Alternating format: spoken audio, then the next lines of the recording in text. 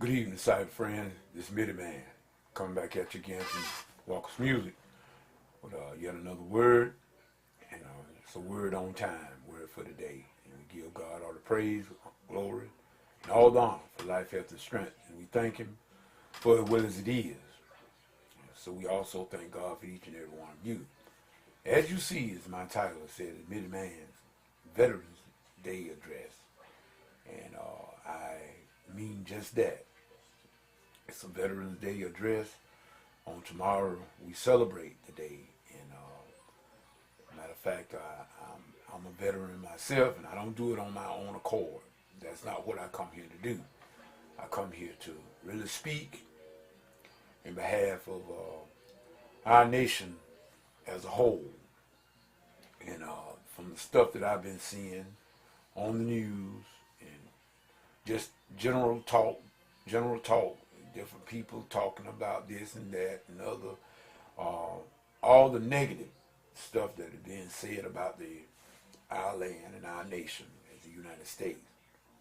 But people over 522 years ago, I mean, you study history, over 522 years ago, we had a group of people that set foot on this new world. We called them the Pilgrims. They were leaving a monarchy. They were leaving a monarchy. They were searching for a new world where they had the freedom to worship a God. And we're just gonna put it plain and simple. They were searching for religious freedom, among other things, and getting away from, quote unquote, the crown. They were getting away from a monarchy, and they set foot in this new world here. And all of you know that happened in 1492. And they had a hard time. They had a very hard time. A lot of them died from the cold. They were not used to some of the hardships that they had to face by getting over here. And if it had not been for the American Indian, a lot of them probably would have never made it. But the American Indian showed them how to farm, and they taught them how to live off the land. A lot of people probably don't even know anything about that, but nevertheless, they did not start out. The American Indian and the Protestants that came over, we call them the Pilgrims. In other words, they were looking for religious freedom. They found a very friend in the American Indian. But we're not going to worry about things that took place. We know things took a turn for the worse, not proud of it. Never proud of things when it take a turn for the bad. But nevertheless, speaking as a veteran, when I see people take the United States American flag and burn it, I got a problem with that. And I'm not gonna sit here and act like nothing. I'm just gonna be me. When I see people burning the American flag and spitting on it and degrade, I have a problem with that, because in my opinion, there's no other country as great as this here United States of America. You can say what you will. I know we got our problems, but it's one thing that I will say: whenever we are set back, we as Americans, and let other people dictate. I'm talking about foreign and domestic. It doesn't matter. When you infringe on my freedom and my right, I got a problem with that. And we got so many that paid the ultimate sacrifice. I don't even mention my name. I dare mention my name in the same breath with those that fell by the sword. Those that they made the ultimate sacrifice.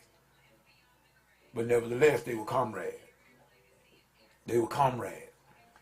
Matter of fact, from the Revolutionary War up until this present time, we've had men and women that made the ultimate sacrifice, did their best, served their country, did it to the best of their ability. Did all of them receive the honor they do? No, they didn't. Like I said, we got our problem. But, number one, I feel that this is the best country I know of. And I'll stand by the United States of America. I held the M16 once, and I'll hold one again if I have to. When it comes to my rights to exist, freedom. When you start taking my freedom, oh, you got a problem. And I know every United States vet, soldier, active, non-active, feel the same way. And we'll gladly do it again. What I'm saying, we got so many people that's talking so bad about the United States.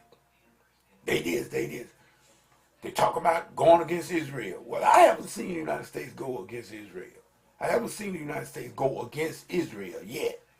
I've seen some things that they are trying to do in this negotiation process that I don't agree with it, and I don't feel like it's going to happen anyway. Because the one thing about it, I'm a very big fan of Benjamin Netanyahu. I'm a big fan of him, and I feel like that he's going to do just what he said. He's going to stand by. Israel will never go back anymore to be anybody's slave anymore, and they're not going back, and they're not going to give up their land anymore. I believe that, and I do believe.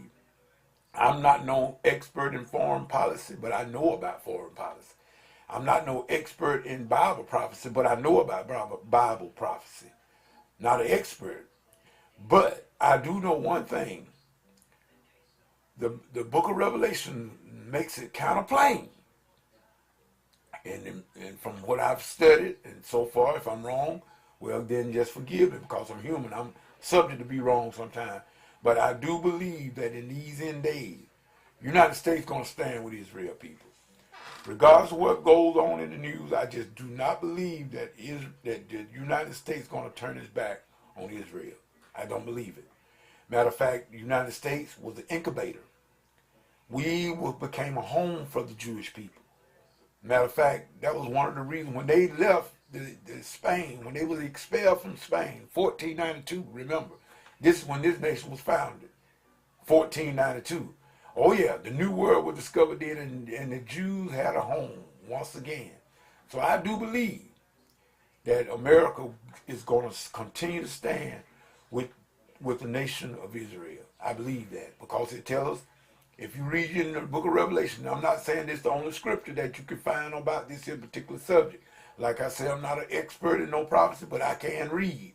I'm like Bishop Clarence McClendon said, I may not know this and I may not know that, but I do know I know how to read. And it did state that the nation of Israel will be protected during the time of trouble. And it said by the wings of an eagle. And we know that the book of Revelation is a book full of symbolic languages, and it uses those symbols to represent nations and kingdoms.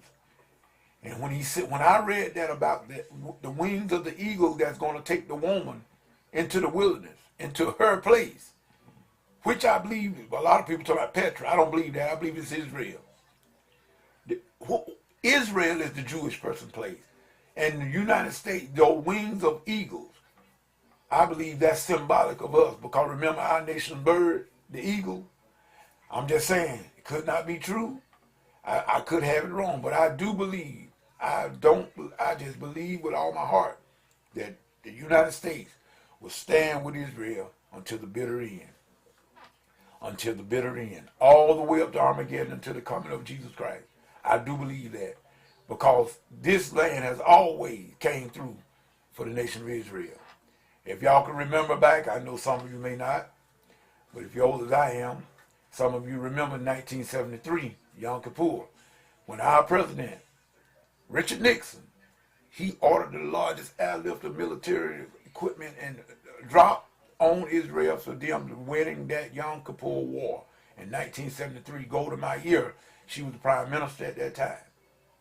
And, well, she was almost tempted. She was tempted to commit suicide. It was almost a government in exile.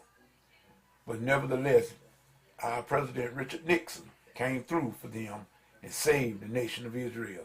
Once again, we came through. And I do believe that this nation is going to come through this time for the nation of Israel. So people, that's just Midiman take on it. Being a veteran, and I'm just saying I take my hat off to all veterans. All veterans. Especially the ones that paid the ultimate sacrifice.